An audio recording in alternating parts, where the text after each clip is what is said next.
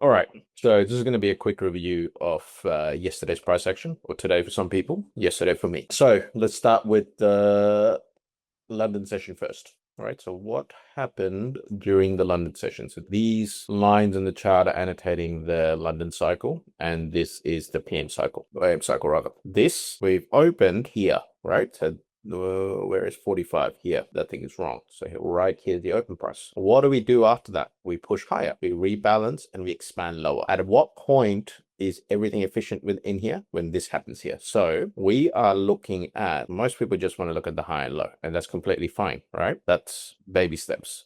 If you're looking at high and low, this low is important and this high is important right there. My question I'm always asking myself when I'm trading is, how do we interact with that low? Instantly, what has happened here? We placed gap number one, gap number two. In an ideal world, a gap number one gets placed in, gap number two after the fact.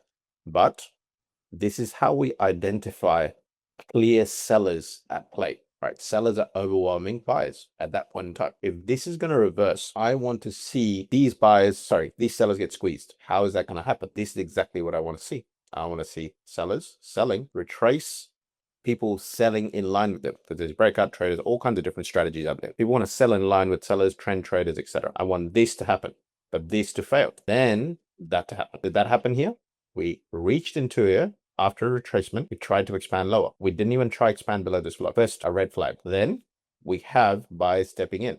But do the buyers do any sort of impulse here? No, it's just one big candle, no follow through after that. Clear signs that it's a trap, manipulation, whatever you want to call it. This, and then we expand lower. As soon as we start trading below the open price of this, I'm selling that. I did not sell this, right? But this is gap here, FVG, something you can sell as well. And again here, it's multiple entries here. Now let's look at, whoops, what's going on here? I will get rid of this. There we go. All right, so now I actually went long here somewhere, but that's based off something else. This here, look at this. Look how clear that move is. This is what I mean by repricing quickly to levels. But let's say you're looking for a short here. I personally did not go short here. Why? Two FVGs or clear expansion to the key level. Do we see that fractal I just spoke about? Do we see that pattern I just spoke about? Do we see people buying in line with that buying failing, and then longs getting squeezed? No, it does not happen. Instead, we retrace back into the range, inside the two gaps, and then this is the exact entry model that I would look for, all right?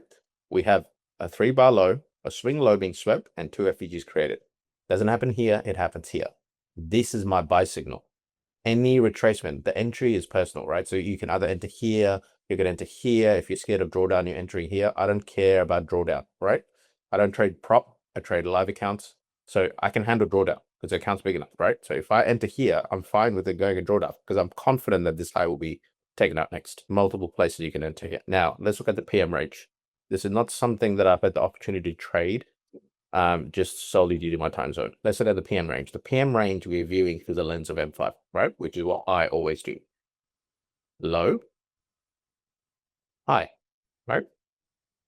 Also, notice how we are held in a tight consolidation here, and we leave at the right time.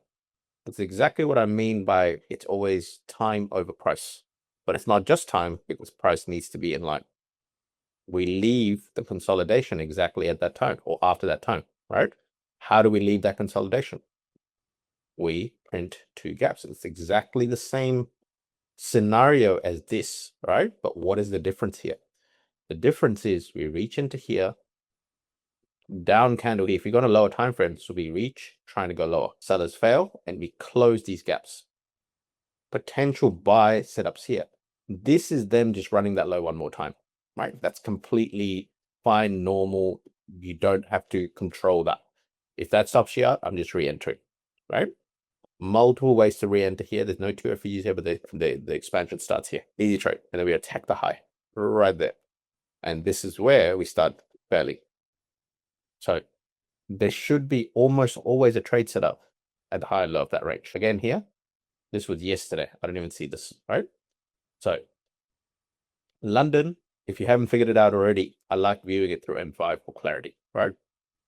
This, low. Simple stuff, right? Low is there. What are we doing at that low is my question. I'll give you 2 minutes, see if you can figure out the same pattern. And you see it's the same thing. Yeah, I'm not waiting 2 minutes, but 2 gaps, you reach into it, try to expand lower, and close the first gap. That's a buy signal. So you're seeing on this market open. Is this market open? Yeah, market open, just sweeps lows again. Completely normal, right? Don't have to do anything. But look at what happens after we sweep lows. Gap 1, gap 2. The funny thing is we all look at the same candlesticks. Why are some people more profitable than others? I don't think it's psychology. I think it's information has been withheld from people. Yeah, hopefully that helps. My battery's going to die, so I'm going to wrap this up. But yeah, we'll talk soon. There's going to be M1 AM ranges and entry models and et cetera, coming out. And new changes to the indicator where I'm going to be adding a few features that'll give you exact buy and sell signals as well. Okay, bye.